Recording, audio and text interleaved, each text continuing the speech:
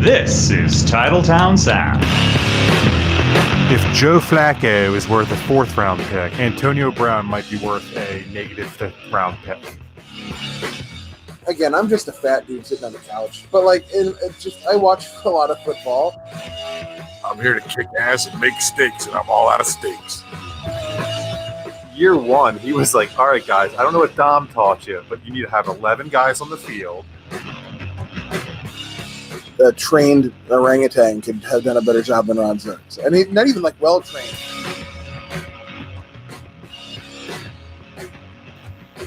Welcome, fans of the Green Bay Packers, to the Titletown Sound podcast. This is the podcast for fans of the Green Bay Packers and fans of the holiday season. Basically, that's all of us right now, right?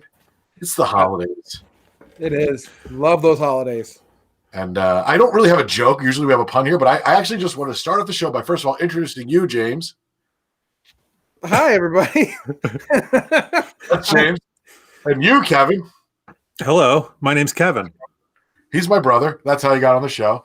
And the first thing I wanted to ask you guys about is, tell me a good Christmas. Tell me there was a good holiday story you've got.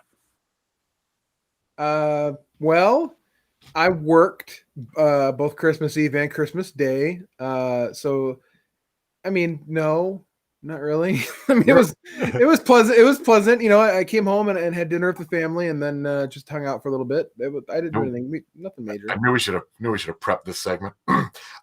Kevin, anything? Was it a good holiday? Even though you were kind of like, I mean, it sucked to work. Yeah. Couldn't be around other people. But other than that, James, was it a good holiday? It was fantastic. I forgot the story I was going to tell, which was, so I hired a Santa stripper, and he showed up. Did he wear a mask? He did, but not on his face. Kevin, how was your Christmas? With the exception of the job I had to drive up to Wisconsin for, it was pretty uneventful. So I had we had a great Christmas, actually. It was tough not being able to see family and stuff, but I got my wife. I wasn't sure if it was cheesy or not, so I asked like 50% of my friends were briefed about this gift before I gave it. It was we had someone do an oil painting of one of our wedding pictures. It turned out really cool. So I was really proud because I'm a terrible gift giver. The way I usually give gifts is I'm like, hey, Amanda, what do you want? And she's like, I want, something. I'm like, well, what kind? And then I'm like, why don't you just Send order me a it? link. Exactly. So I was quite proud of this gift, and I'm really terrible at keeping gifts a secret. Like, wretched. My family's been pretty bad about it forever. So I did. It was the day that I wanted to give it to her. It was like Christmas Eve. It arrived. It came here in time. So I was like, all right, I can't wait. So I give it to her, and she was moved. She really loved it. She was very happy, and she goes, one of your gifts arrived today too. She got a handmade oil painting of our wedding picture. I got a squatty potty. Fair trade, man. I'm not upset. Yeah, both of them have their purposes for their receiver. They do. By the way, we lost 2 viewers as soon as I said the word squatty potty. So I guess we won't be getting them as a sponsor anytime soon. Maybe they will be getting my company, City. Okay. No. Let's. I invented the droopy poopy. That's for old men who. Anyway, let's move on. It's a little hammock to prevent dippage. It was really hard for when I was trying to. No, I can't. No. All right, we're gonna move on. Let's talk about the Titans game. Yeah. Gentlemen, this game did not go as I expected. I was all hunkered down, ready to absorb a Packers loss. But not only did we not get a loss, we got a win, what they call, I believe in the business, a signature victory, James.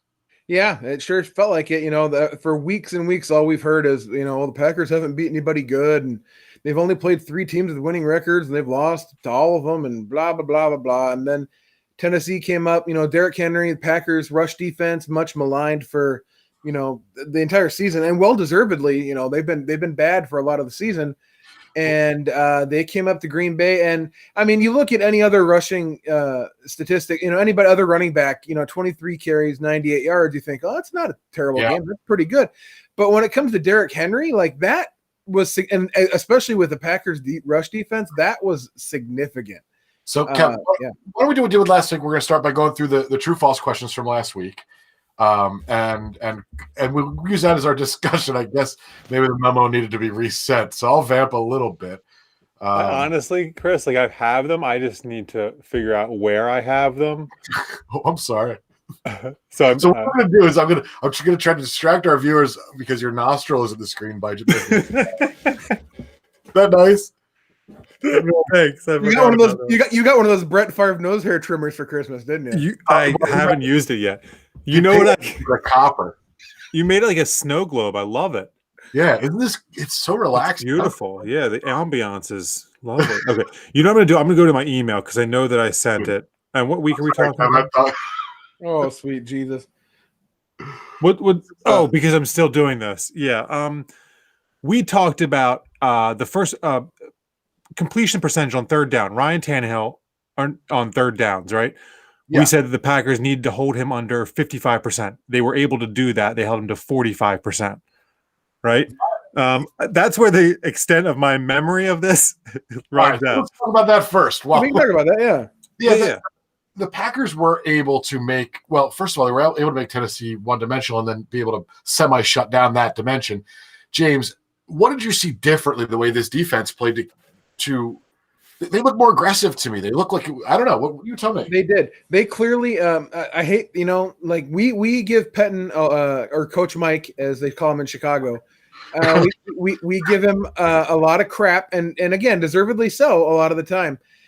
This week though, he really had had drew up a game plan and it worked to perfection. So he just stacked 8 guys in the box or 9 guys in the box all the time to stop Derrick Henry, and said, okay, we will let Ryan Tannehill try to beat us in the middle of a snowstorm.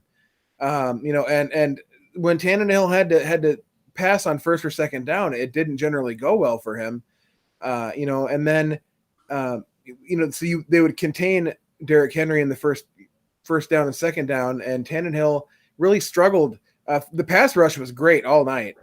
Both Smith brothers, and there was a lot of I think there were 3 corner or safety blitzes that were really well timed and really well called. I know Adrian Amos had one, and Kevin King had one.